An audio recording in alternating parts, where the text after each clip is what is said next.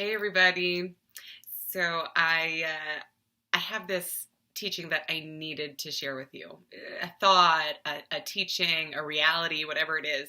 So if you are catching this right now, like give me a big old hey. I just want to see who's here, and if you're watching this on replay, then please, please, please just give me a little replay in the comment box.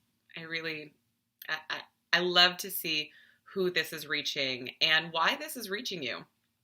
Okay, so tonight we are talking about pretending to like things. This is an issue.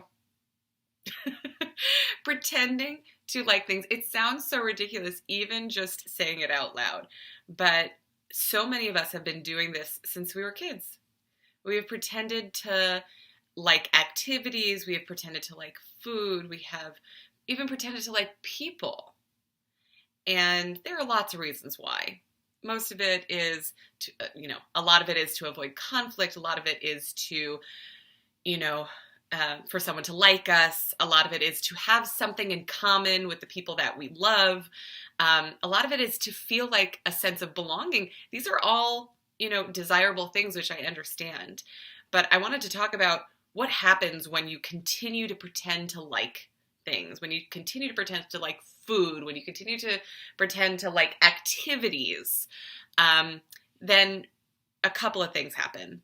One, it's really hard to decipher what you like and what you don't like. And that makes decision making so hard, so hard. And so that's number one. Number two is that it's funny, number two just fell out of my head. So number one was, it makes decision making so hard. Number two is that you really, right, you don't remember where you end and somebody else begins. Number three is that, right, this is what I want to say. Number three is that you completely forgot who you are. Right? There is a who you are. And because you've forgotten that, you end up coping with doing things that you don't want to do, that is not in alignment with who you are. You have developed coping mechanisms. So those coping mechanisms, let's say you're doing an activity that you just don't really want to do. And you're like, you know what? I'll get through it. I'm going to eat something delicious. Anybody? Or for me, it's, yes, I do the delicious food thing. But there's also, I'll just watch TV while I'm doing it. Or I'll have it on in the background. Right? I'll be doing something, and just to get through it, just so that it's not so boring, just so that I don't feel so much tension, I will have that in the background, because at least I'll have that. Okay. So we have these three steps, right? Or not these two steps, these outcomes, and there's so many more outcomes. I'll give you one more, which is not even about you. By pretending to like things that you don't actually like, then the people who love you, the people who want to know you, the people who want to have intimacy with you, and I don't just mean that in the sexy way, the people who want to feel close to you, who want to know who you are on the inside, they're going to get a lot of confusion, smoke screens. She says she likes one thing, but she actually likes another thing, or she's biting my head off. Not that any of us would do that. And so, sure, it might save some tension in the present. And if you are like me, then tension is your worst nightmare. But one of the things that I have learned is that a little bit of tension now isn't the end of the world. Especially if you are with somebody who also, you're interacting with somebody who also, they have a healthy relationship with conflict. Conflict is this big, it has, corners, that word, conflict. But conflict means I have an opinion, you have an opinion. at the moment, it feels like there is a difference of opinion. And what ends up happening is we talk and we share and we explore until we understand each other better.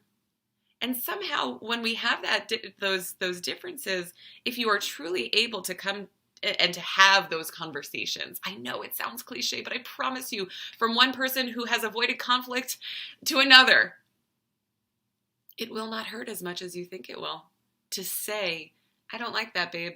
Or, you know what, let's try it a different way. Or, this is why I think or I'd rather not do that.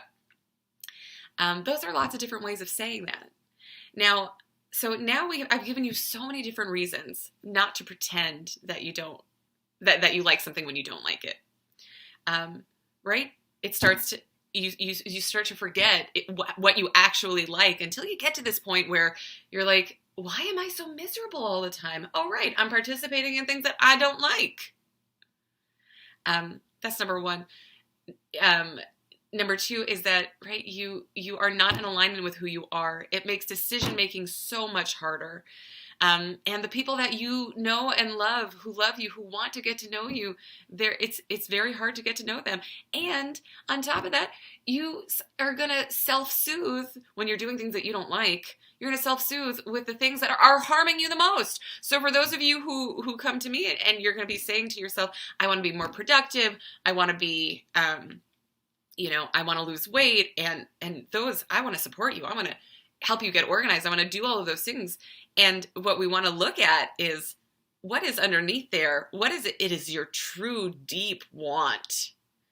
And we're going to have to do some sifting through that.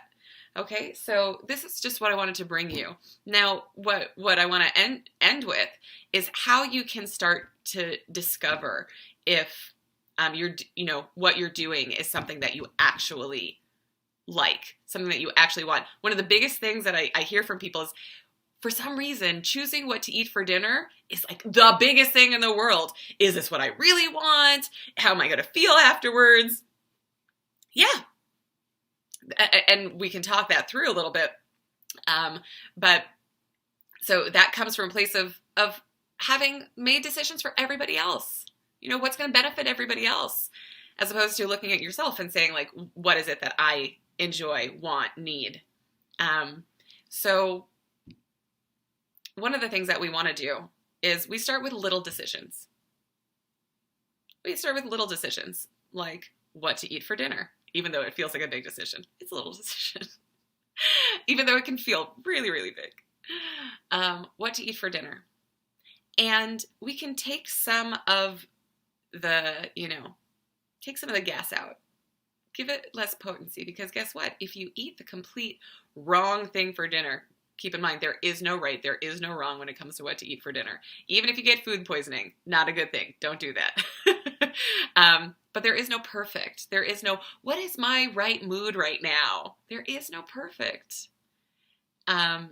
So it can literally be choosing something. I might try this if I was you guys. Try eating the exact opposite of what you want or what you think you want, and see what happens.